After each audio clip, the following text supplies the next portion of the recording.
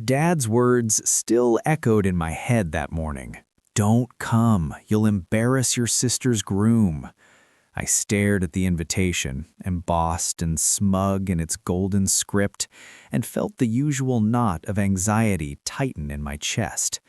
The warning wasn't new. My life had been a series of small social missteps magnified under the family microscope, each one leaving a quiet bruise.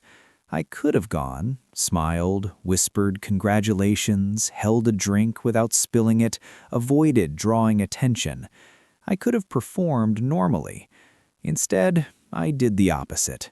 By mid-morning, I was driving toward Area 51. The desert stretched flat and pale, a sun-bleached reminder that some places, like some people, were meant to be observed from a distance. I hadn't visited in years, but the base had become a kind of sanctuary. Its fences, cameras, and quiet authority offered a strange sense of control I never found in family gatherings.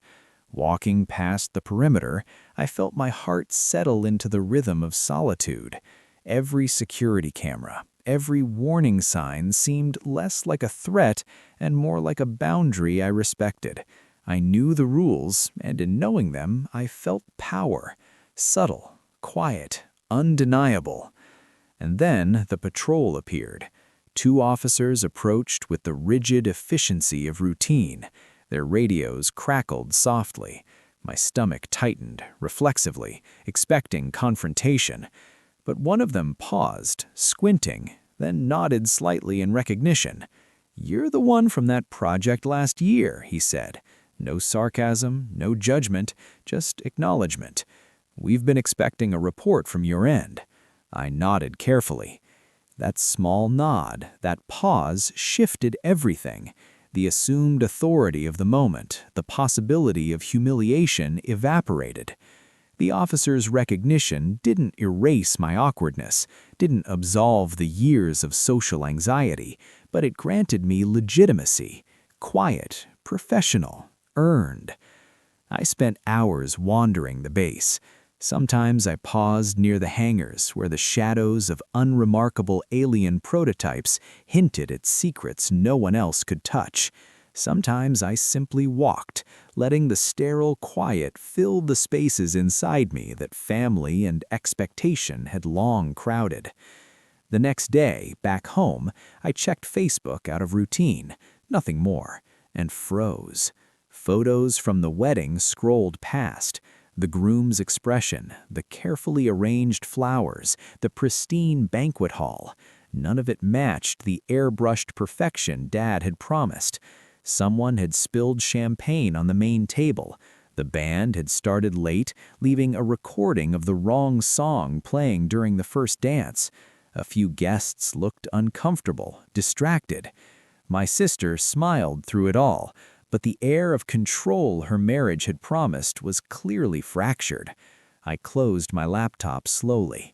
My absence had been predicted as a catastrophe, a stain on the family's social image.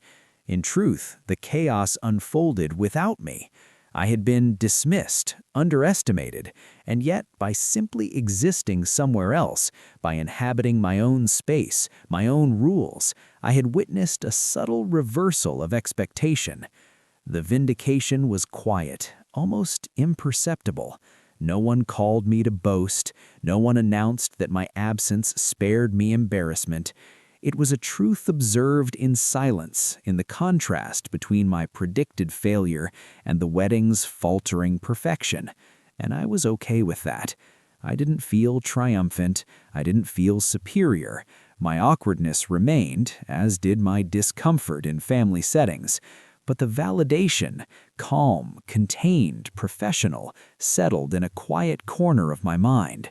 It wasn't a victory anyone else could see. And perhaps that made it more real. For the first time in a long while, I didn't feel wholly alien. Somewhere between the base's fences and the failed choreography of a wedding I never attended, I found a space where my awkwardness didn't dictate consequence, where authority could be recognized and control could shift without anyone needing to shout it aloud. The world outside still judged. My father's words still stung. My sister's smiles still carried expectation. But I had walked another path, followed my own rules, and silently been vindicated. And that, I decided, was enough.